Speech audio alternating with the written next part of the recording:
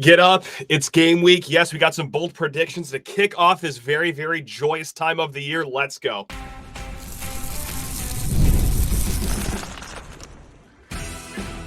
You are Locked On Spartans, your daily podcast on the Michigan State Spartans, part of the Locked On Podcast Network, your team every day.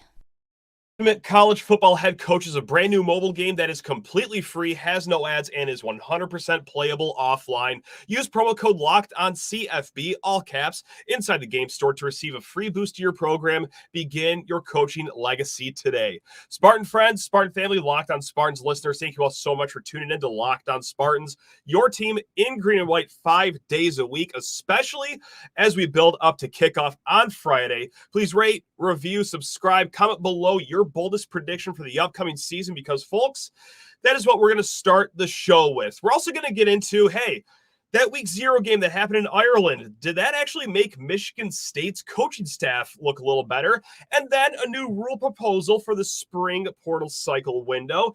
And then if we have time, I'll give you my 12-team playoff bracket that no one will care about, but who cares? You're going to get it anyway. But hey, before that, if you ever want to reach out, lockedonspartans@gmail.com is the place to find us. All right, bold predictions. And you know what? Batting first, how about your quarterback? Like, I'll take it from here after this first one. But, man, before the weekend, Aidan Chiles, he woke up the college football world, went a little viral, as the kids say.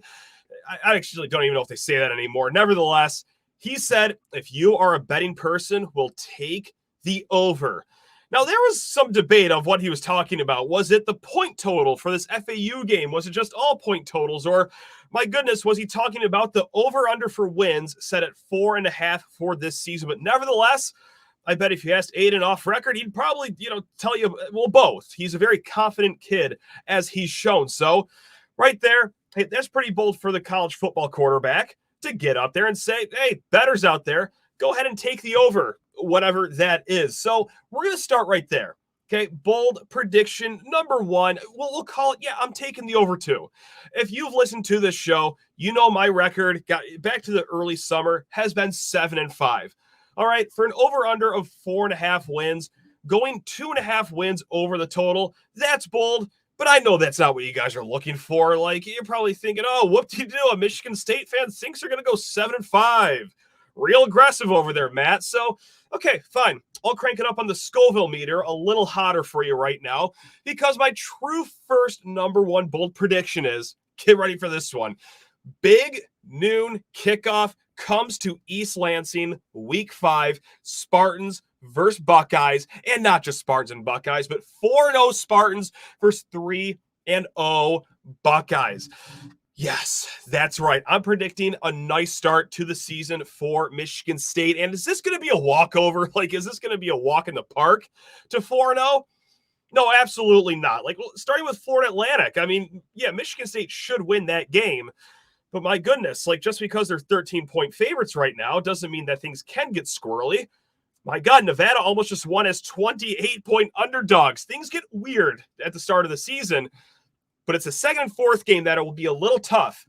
The Maryland game, I've said long time, and it probably will still be true for kickoff, that MSU will likely be the underdogs in that game. Maryland, they return a lot on defense. It's going to be a road game. That's hard under any circumstance in college football. But what I'm finding inspiring for our Michigan State Spartans is that at the time of recording, as we go into game week, for the greater, portion of college football here, Maryland is still picking between 3 quarterbacks to be their starter. The old adage is, if you have 2 quarterbacks, well, you really don't have one. What does that make a 3-quarterback battle over there in College Park as they're trying to replace a guy that played there for 18 years, Talia Tagovailoa? Maryland's offense could be off to a slow start. All right, and then you get Prairie View A&M. I mean, me and the first 10 listeners of this show should be able to beat Prairie View A&M. It's the Boston College game, again, also on the road, which will make it a little squirrely, perhaps. And they do have a good dual-threat quarterback, good old Castellanos over there. As good as he is, with his legs, with his arm, he can be a little turnover-prone. So, with that said, too, their defense over there in Chestnut Hill leaves a little bit to be desired. So, I think Michigan State can do it. I think they can go 4-0. Of course, to be, that marquee Big Ten kickoff game, or high noon kickoff, whatever they call it on Fox these days, the marquee Fox show. In order to be one of the big guys there, well, you got to look around the schedule. Right now, the other game that week to keep all eyes on is Georgia at Alabama. Okay, that's a big one. But that'll be on ABC. Okay, with the family of networks, maybe College Game Day, give some shine to the ABC game. And then, hey, you know what, Fox? Sure, it's not, unheard of to have both of those marquee shows at the same campus at the same time. Happened right here in East Lansing in 2021. But hey, maybe Big Noon Kickoff after, kind of a very underwhelming non-conference season for Ohio State. Maybe they don't get enough shine to start the year. They might see an undefeated Michigan State team. And then, hey, you know what? For a bonus on top, we'll give some shine to those Ohio State Buckeyes too. So yes, bold prediction number 1, Big Noon Kickoff right here in East Lansing. Number 2, I think Michigan State ends the season with 6 all-conference players. Now we're talking first team, second team, or third team. We're not talking honorable mention. All right, that wouldn't be bold enough for us. But yes, 6. This comes after a year Michigan State just had 1 player make all conference honors. Yeah, that was that fun of a year last year, guys. But yes, I'm feeling 6 for this upcoming season. The last time they had 6, well, let's just go back a few years, 2021, that Peach Bowl winning season. Of course, when you win 10 games, yeah, you're probably going to get a lot of players on your all-conference teams. However, if you go back to 2018, the Redbox Bowl year, that wasn't necessarily a 10-win season. They actually got 7 on that team as well. So maybe it's not as bold as it sounds, but let me just rattle off some names here. I'm not going to throw 6 names throw the number 6 out there and not come up with names. We're going to go special teams first. Ryan Eckley, the top returning punter in the Big Ten, and then Jonathan Kim, arguably, or maybe not even arguably, the strongest leg amongst kickers in the Big Ten. Now, for the positional players, Tanner Miller, I think he finds his way on there. Jack Velling, I think he's going to find his way on there. The 2 guys from Oregon State that transferred here that are going to produce immediately. On the defensive side of the ball, Malik Spencer. And then for the 6th name, I got a feeling that just one linebacker is going to stick, whether it is a guy like Cal Halliday, a guy that could easily rack up 120 tackles in a season, or Jordan Turner, a guy that's been catching a lot of eyes in this fall camp and will just recently named a captain too. Or will Wayne Matthews, the Old Dominion transfer, will his impact be enough for this year to be on an all Big Ten team? I think it's going to be a single linebacker, but yeah, that's going to be 6 right there for Michigan State again. A year after, they just had 1 guy. Now, I did not name either running backs just because between Nathan Carter and K'Ron Lynch-Adams, I think the splits will be too even between the 2 for anyone to pull away statistically. So, well, they'll both have strong seasons. I don't know if on paper it'll be enough to be on an all-conference team. And look, yes, I did leave off Aidan Chiles just because Ohio State and Oregon, just with their offenses alone, like that's 2 spots right there for Will Howard and Dylan Gabriel. I don't know where the other 3rd spot's going to go, but I don't know if MSU's offense will be that high flying early on for the stats to match up, and we'll get to this a little bit in the second segment. But yeah, that's not to say that I think he's going to have a horrible season. I just think there's still some solid quarterbacks out here in Big Ten country. Now, the 3rd bold take I got for you, yeah, we're going to go to the young guy. We're going to go with Nick Marsh, and I think he's going to catch 40 balls this season. Now, that might not seem like a whole lot to you, but let's do a little bit of a history lesson. Now, Nick Marsh, first and foremost, people have been calling him quote-unquote special in this fall camp, okay? There's a lot of hype around this former top 150 recruit, right, guys? He's actually the best recruit since Aaron Burbridge at the wide receiver position that Michigan State has gotten since 2012. Now, since 2012, how many true freshmen have caught at least 30 balls in their true freshman season? If you're an everyday listener, you might know this because this will be our 3rd or 4th time saying this stat. Anyway, in the last 12 years, only 2 true freshmen have caught at least 30 balls.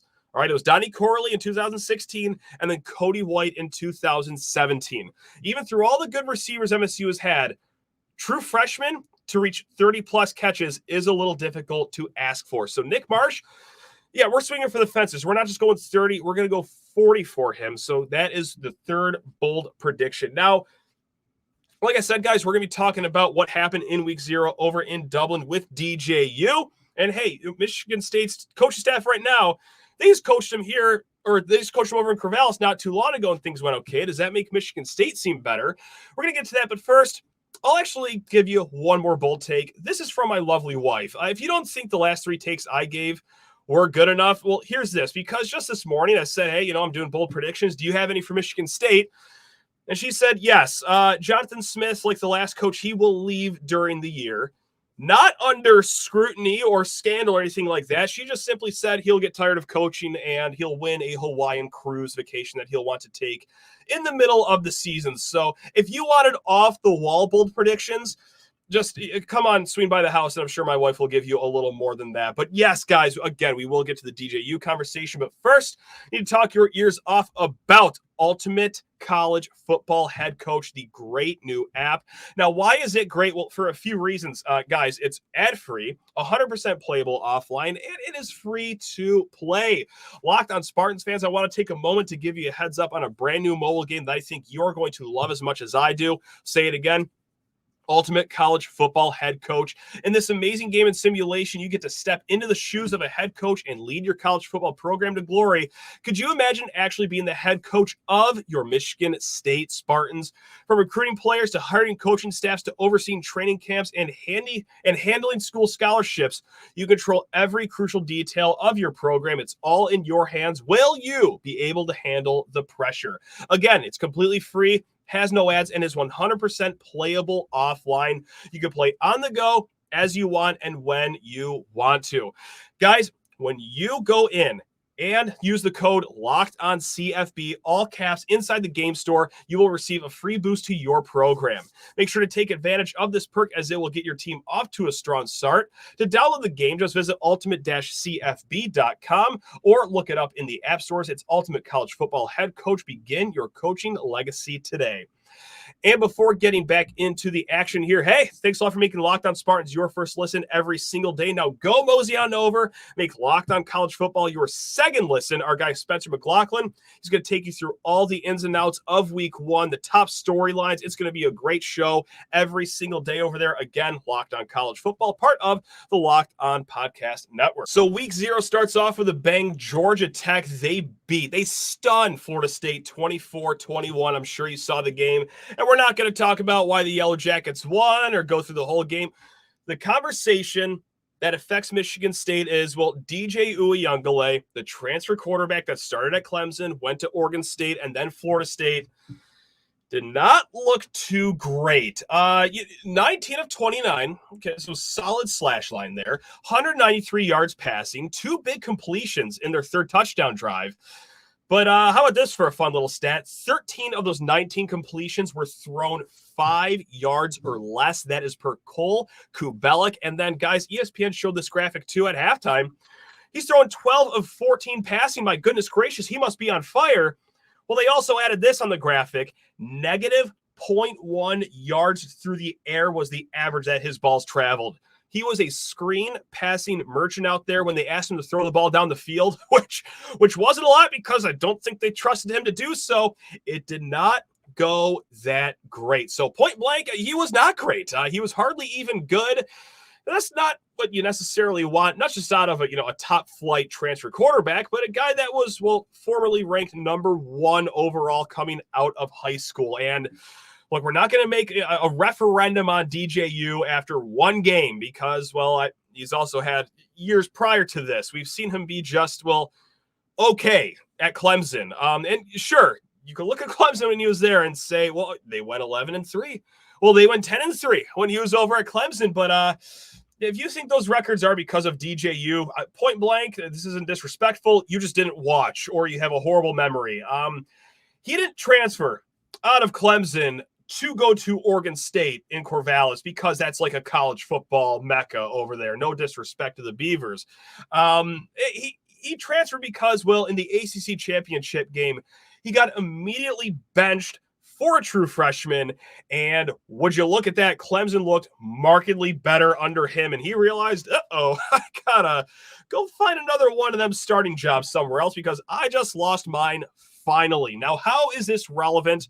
You may know this, guys. You probably do know this. DJU at Oregon State was coached by Jonathan Smith, by Brian Lindgren. And look, hey, They went 8-4 last season under DJU, close to beating Washington too. That's right, the only team that legitimately played in the national title game last year without the help of stealing signs. Like, if you want a moral victory right there, they came close to beating Washington too. Nevertheless, pretty solid season over in Corvallis with a pretty average quarterback. So that's punching above their weight. They made it work out, without the defense that Clemson had. So I had a little tweet. This is what I do on college football Saturdays. I sit there, I ignore my wife, I ignore my children, I just pop tweets off my phone. I said, I'm willing to give Jonathan Smith the Mel Tucker extension right now based on what we have seen from DJU. Now, that was just a snarky way of saying, wow, Jonathan Smith must have been a really good coach if he generated some pretty good results with DJU as his quarterback. And it's not just DJU as his quarterback. We'll explain here right now, but two things that I saw from that game that I also want to elaborate on. The first one, we're going to set this up with an email by listener Nicholas. He writes in, is it just me or is this abysmal performance by DJ making Jonathan Smith look so good for making DJ look like a competent quarterback? Yes, 100%. Because you know what? It isn't just DJU who is like an average, maybe slightly above average on a good day at best quarterback that they had good results with. If you go to Oregon State the year prior, 10-3 season, like just a remarkable year over in Corvallis. That is very hard to do. It's even harder with the quarterbacks that they had for that season. Would anyone like to take a guess as to who their quarterbacks were for that season? And no, it wasn't C.J. Stroud by any stretch of the imagination. It was Ben Gulbranson and Chance Nolan. Those two guys combined for 16 touchdowns and 13 interceptions. Guys, they won 10 games with 2 RAs playing quarterback, just at a baseline level. That's good coaching. That is punching above your weight. That is taking a pile of mud and making a souffle out of it. No disrespect to Mr. Nolan or Mr. Gulbranson, but man, that's pretty impressive to do. That must mean that you're really good at scheming up plays. And I understand we had a little dialogue on this beautiful Sunday about how we're excited for Brian Lindgren, and then Oregon State fans who certainly are just over the Jonathan Smith departure, they got a little fired up on Twitter. They said, well, the reason we went 10-3 in 2022 is because we had a really strong defense.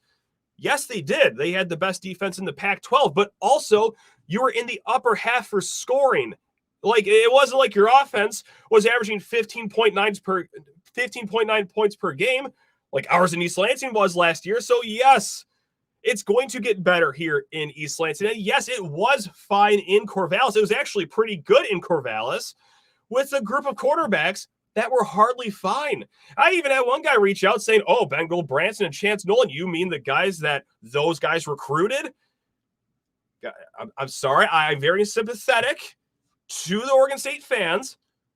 You are not in Tuscaloosa or Athens, Georgia. Do you know how hard it is to recruit anyone to your program? Like, that's probably the best they could have done. And they'd still turn it into a 10-3 season, followed by an 8-4 regular season with DJU. So yes, baseline, it's going to get better for Michigan State, but just as a whole, it's a pretty good coaching staff that we have coming in right now. Now, the second lesson I also got from this game too, and this is going to break test us a little bit. Okay. This is going to stop us from saying, oh my God, now we're going to go 10-2 this year. Like, no.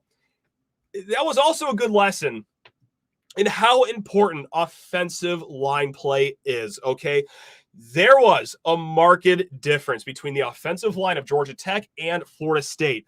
Florida State, they got 3.2 yards per carry. Half of that was on the offensive line play, and half of that was because, they stopped respecting the pass, and they were loading the box at the end of the game. Anyway, Georgia Tech running the ball with no problem.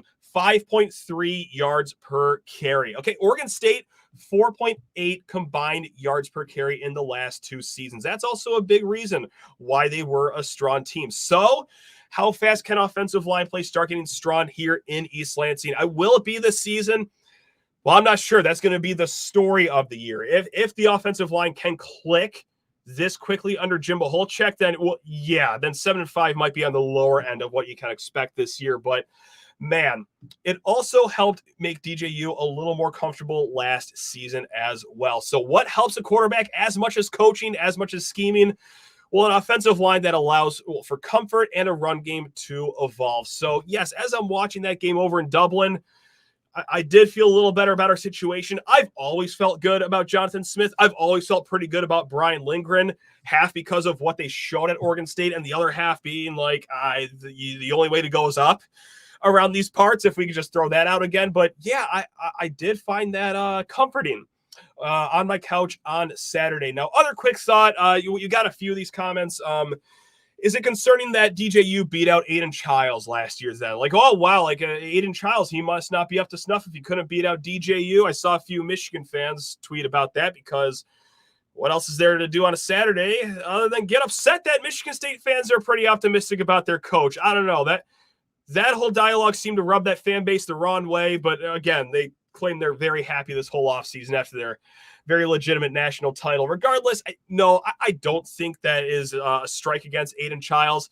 Again, Aidan Chiles came here as a 4-star out of high school. He wasn't a top 10 recruit, right? And DJU, well, we have dogged him. I think I've been fair in saying that he's been fine. He's been okay. Okay, as a 3-year starter transferring somewhere, and you got a kid that's 17 going on 18 coming in, that's going to be hard to unseat even just a fine starter, as just green as he was coming out of high school. So, no, I don't use that necessarily as a strike against Aidan Chiles, but that's just my 2 cents. Maybe I'm just a crazy Sparty over here. All right, guys, we got more to get to. An interesting change that might be happening in college football, but first, you need to talk your ears off about 5-hour energy. My goodness gracious. Do you ever just need that little boost? Well, hey, if you were up on Saturday, you need a little boost to get to midnight to watch Hawaii take on Delaware State. Well, yeah, you might have found yourself ripping a 5-hour energy shot, or maybe you were sleeping on the couch because you didn't have a 5-hour energy shot. Get in the zone with 5-hour energy. They give you the feeling of alertness and energy you need to get in the zone. Hey, maybe rip one of those before kickoff this Friday in East Lansing, especially if you're going to the game. The defense needs you on third downs. And guys, with zero sugar and a convenient portable size, it is the perfect pick-me-up for getting stuff done. The 5-hour energy website has flavors galore like watermelon, tropical burst, grape, berry, and there is a flavor for everyone. Try them all.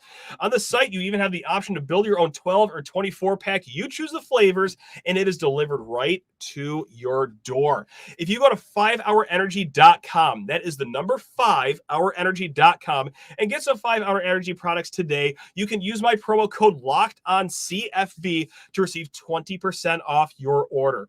This offer is only valid until September 30th on one order and cannot be used with other promotions. The code is not good on subscription orders, so go to 5-hour energy today. All right, back into the mix here before the weekend. This bubbles up too that, okay, hey, the spring transfer portal window, the one that kind of jobbed Michigan State a little bit, they still benefited from it. It wasn't a total net loss, but a lot was to do about the spring transfer portal window. Well, it's going to be proposed that college football is going to get away with it. This is from the Yahoo Sports story on it. Quote, the proposal will if I could speak correctly, the proposal would eliminate the April window. If players enter the portal outside the established windows, they are not eligible to play immediately at their next school, barring the granting of an NCAA waiver. The change would come on the heels of another alteration in the portal window's limiting window from 45 to 30 days. Now, I will say this. There's a lot of chatter amongst like coaches and staffs out there that like this will never actually pass, because even if it does pass, well, it's going to be lawsuits galore by any players that actually want to transfer in the spring. But just play along with me in this fantasy land here that, hey, this actually does get passed and this does happen. That is probably some good news. And look, I'm all for player empowerment. I think it's great that they're finally getting paid, taking advantage of NIL, what they do on the field. Maybe I'm overstepping here, but I don't think it's out of line to ask that maybe a little power starts coming back to like the coaches and the teams, because man, we got a really good lesson at this offseason. What could happen with seemingly 24/7 free agency? Guys like Gino Vandermark, Simeon Barrow, Derek Harmon, okay, in the winter portal cycle, they throw their names in, and then what does Michigan State do? Well, they get them back. Sure, some of it was recruiting, some of it was, let's not kid ourselves, some NIL, ponying up more money to keep these guys happy. Great. Awesome. You're on a roster. Welcome back to East Lansing for another 2 or 3 months before the spring window opens up. And look, whether it was nefarious or not, whether they knew that they were going to just fleece Michigan State and leave no matter what, or if it was a situation where they weren't planning on it, but hey, School A and School B called them up saying, hey, we're going to double that salary you just got. Regardless of what it is, that puts teams in a really bad spot. Jonathan Smith, the whole coaching staff, they go into the season or the spring cycle thinking, great, well, our defensive line room's fine. Don't got to recruit any portal players for that. This is all fun and well. And then what's that U-Haul doing in front of Barrow and Harmon's apartment over there? What's going on? That's just not, guys, point blank, that is just not fair, not just to Michigan State. This isn't the only school this ever happens at, to any campus out there. I don't fault any college coach for wanting to leave the college game, kind of just like Boston College's head coach, Jeff Hafley, did to take the Green Bay Packers offensive coordinator job. Like, it is ridiculous. So limiting the spring portal window, just making free agency, we'll use air quotes on that, free agency just in the winter, I think is healthy for everyone involved. Players still get to be empowered. They can still transfer just in a window that makes sense for everyone. Like it again, Michigan State benefited from it too. Okay, they got Arizona State cornerback Ed Woods at the very last second. They got Nikai Martinez from UCF. They have gotten good players in the spring portal cycle, but oh boy, was a rug pulled out from under them with the likes, again, of Gino Vandemark and Simeon Barrow, Derek Harmon. I'm not mentioning Jaden Mangum because he never entered in the winter. So different story there as far as like pulling a fast one. But nevertheless, let's just limit it to one window for the sake of all of our sanity right now. I think hopefully you guys can agree on that. I don't know. I don't think I'm asking too much here. Again, all for player empowerment, but this has gotten a little out of hand with the 24/7 free agency. All right, to end the show, guys, I'm just going to walk you through my 12-team college football playoff bracket as week 1 is upon us. I know that maybe you don't even care about this, but screw it. I made one before the weekend. I want to share it, and I will get out in front of it right now. I never even had Florida State in my bracket to begin with. So no, this is not skewed based on week 0. I did take Florida State minus 10.5. I thought they would have no problem beating Georgia Tech, but through the length of that season, I had concerns about how much they lost on that defensive line, and it turned out that's very legitimate because they got bullied. Anyway, regardless, enough about the Seminoles here. My 4 buys, so the 4 teams that are going to be winning their Power 4 championships, number 1 seed Georgia, number 2 seed Ohio State, number 3 seed Utah. And guys, winning the ACC, this goes against my better judgment. Like, this is like you've adopted a dog 8 times. You brought him back to the shelter all 8 times because every single time, even though you're told by the shelter staff that things have gotten better, he's going to be nicer. You've spent so much money on training. It's going to be just great. You got him a bunch of toys that'll change his behavior too. Even though you've been told all that and have lied to yourself about that all 8 times, there you go back to the 9th time to the shelter. And that dog I'm talking about right now, I can't believe I'm doing this, is Miami. Like, I think Miami's going to win the ACC. Again, this goes against my better judgment. All that they have shown us in the last 15 to 20 years is complete ineptitude. But I'm not that inspired by the rest of the ACC, to be honest. I only have one other ACC team in my bracket. But, man, Miami, I do like what they return on defense. They do have a lot of talent, and I can't wait to get burned on this one. But, yeah, that's my 4th buy, Miami. Anyway, the other what would that be? Let's do the math here. 8 teams that I have in my bracket. 5 seed Oregon. I think they win the regular season matchup against Ohio State, but I think Ohio State pops them back in the Big Ten championship game. Regardless, 5 Oregon versus number 12 Memphis. That will be your group of 5 qualifier.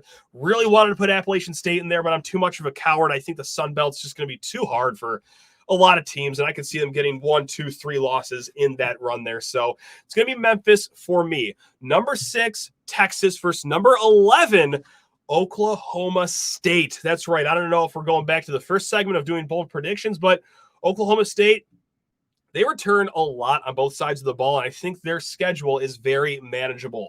Number 7, Alabama versus number 10. Here's my other ACC team. This is more off the wall than Oklahoma State, I think. Virginia Tech. I'm liking Virginia Tech. I think their schedule is very manageable. So, hey, there you go. Go Hokies. They return a lot on both sides of the ball, guys. I believe they're top 15 in the nation, both on offense and defense, for how much production they return. So, fire up Hokies. You've made the college football playoff. And my last first-round game, number 8 Ole Miss versus number 9 Mizzou. Love what Ole Miss did in the transfer portal this year. I mean, my goodness gracious. Walter Nolan, I believe the guy's name is, from Texas A&M. He's just the start of the number 1 transfer haul in the nation. So, yes, I think Ole Miss gets it done and makes the college football playoff. Now, the second round, I think Oregon beats number 4 Miami. I'm sure that'll go well with everyone down there in Coral Gables. Number 6 beats number 3 Utah. Number 2 Ohio State beats number 7 Alabama. And then number 1 Georgia beats number 8 Ole Miss. We're going to go to the semifinals here. Georgia, I have them beating Oregon. And then Texas, I have beating Ohio State. And Ryan Day, well, he gets shoved into a cannon immediately after this game and shot to Mars by all the donors over there at Ohio State. They will be livid. And it will be Georgia over Texas for the national title. That's what I got right now. Another prediction. I don't even think this is a bold prediction, but as I'm building this bracket, I'm sitting there thinking, I don't think there's a single team that is undefeated going into the college football playoff. Like Georgia, yeah, I got them as my 1 seed. They have a gauntlet of a schedule. I could even see them having 2 losses. And I know that sounds crazy, 2 losses and still being the number 1 seed. But with a schedule that's strong and a team that's strong, they'll show it on the field too. I think it's going to happen like that. So, yes, I don't know how hot of a take that is. I can't imagine it's that spicy, but I just don't think anyone's going to have a 0 in the loss column come college football playoff time. So, folks, thank you very much for listening to all of that. I just wanted to share my work with everyone before I just became Mr. Hey, told you so when Virginia Tech makes the college football playoff. Wanted to show my work here. So, guys, thanks a lot. Hopefully, we're going to have some fun guests this week. We're trying to work a few out right now. But, hey, until then, guys, if it happens in East Lansing, you know where to hear about it. It's right here, Locked on Spartans, your team in green and white 5 days a week. See you all later on. It's game week. Let's celebrate it. Love you all. Go green.